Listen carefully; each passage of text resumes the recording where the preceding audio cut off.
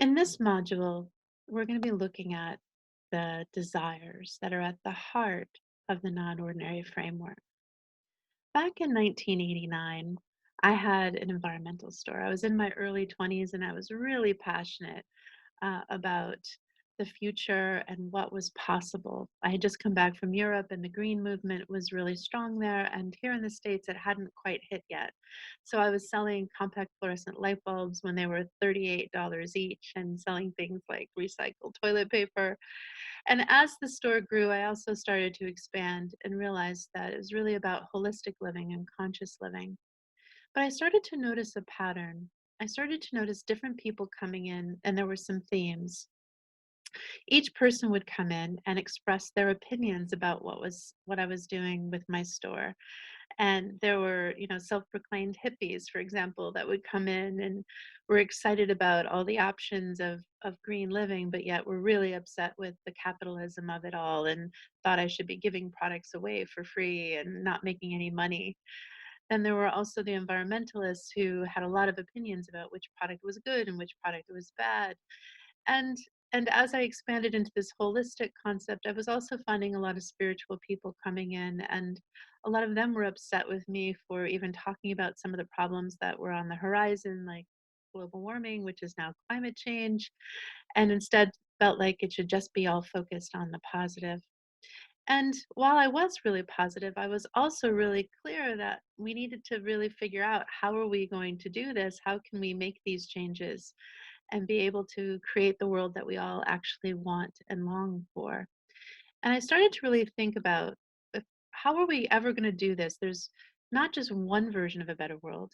We're almost 8 billion people on the planet right now. And really, in essence, we have 8 billion different versions of what a better world looks like. So I started to think about what are the common denominators? Are there some things that we can all agree on? And what I found was actually there were only four. Over the last 30 years, I found that these four desires are at the heart of everything. They're what motivate us individually, and they also are at the foundation of a lot of what's happening in our culture and in our world. And as we'll see in the other modules, they're also the basis for some pretty surprising aspects of how we live our lives. These four desires I identified as connection. We all want to love and be loved, and we want to belong. Also, just as much as we want to belong, we also want to be unique and individual and be seen and heard and recognized. And we want to be able to get what we want and feel powerful and impactful in the world. Expression is the term that I've used for that desire. We also want to contribute. We want to feel like there's order and meaning, and that somehow we have a special and important contribution to make to the greater whole, that we're part of something greater, purpose. And the fourth I found was growth, this idea of tomorrow being better than today, that we want to be able to have variety and progress, that we want to be able to have mastery and manifest in the physical world.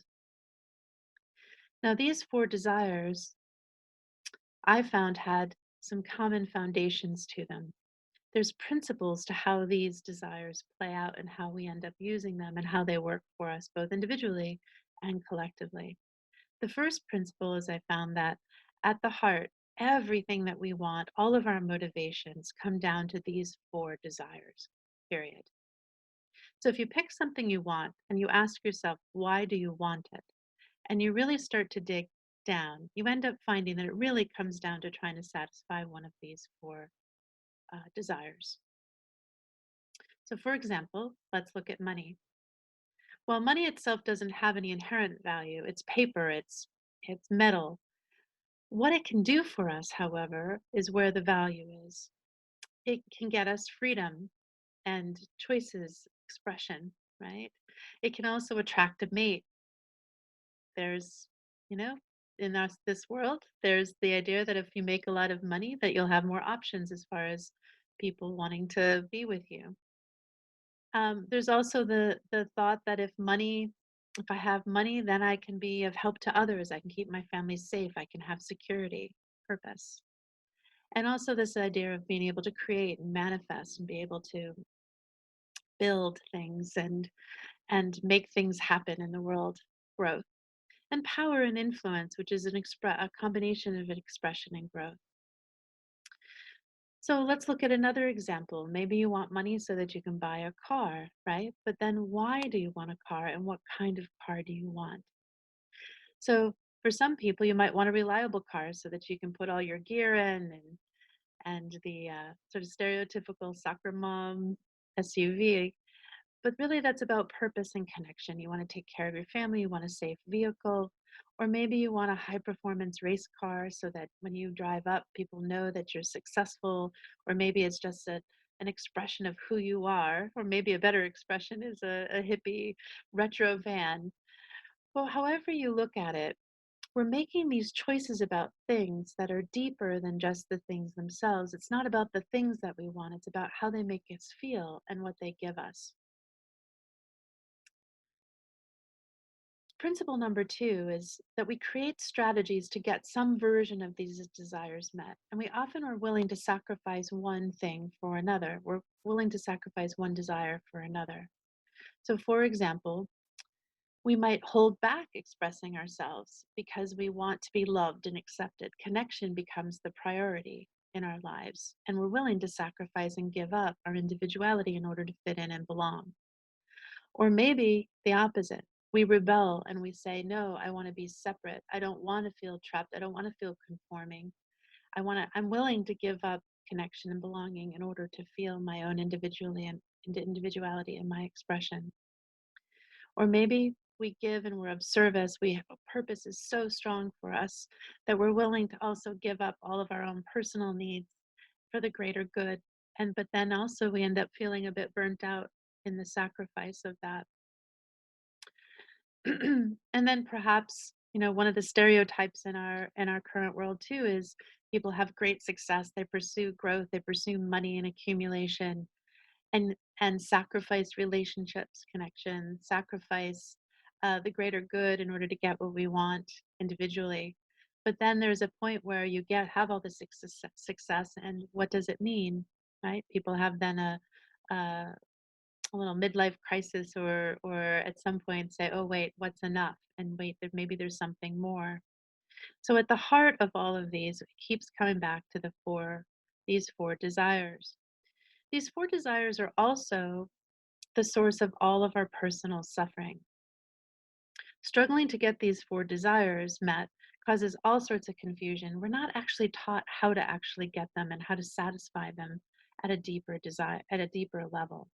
So whether it's um, through confusion or having trauma when we're little, or as we're in our lives, we are trying to get one of these four desires met and we can't, and it causes all sorts of beliefs and limitations to how we move and strategies that end up sort of causing suffering in our lives.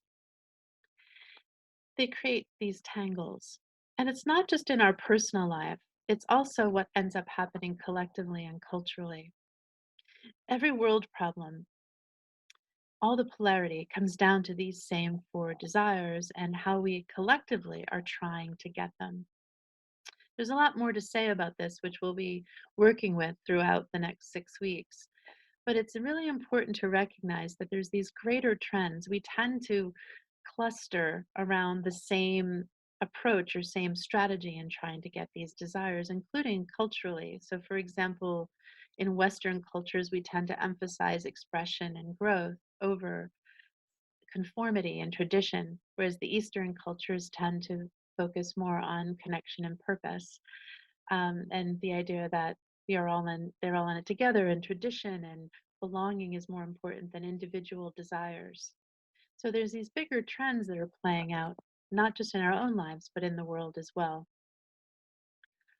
When we understand what these desires really are and how to get them, we actually can get what we deeply desire. Now, that might sound really obvious, but what if these four desires were actually deeply satisfied? What would your life be like if you had that ability to get those needs met without being dependent on somebody else or having to strive to get them?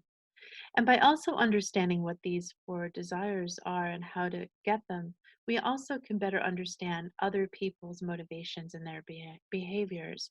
And as leaders, as coaches, as entrepreneurs, what if we could actually help our customers, help our employees, help our clients get these desires at this deeper level? And finally, if we can look at these patterns in our cultures, communities, and organizations, then we can start to look at these bigger imbalances and how do we get our needs met collectively? How can we step out of just the individual and actually collaborate to help each other on this bigger level to actually create a better world? In the next module, we're going to look and explore at what do you want and why, and look at some of the patterns and how the desires show up in your life.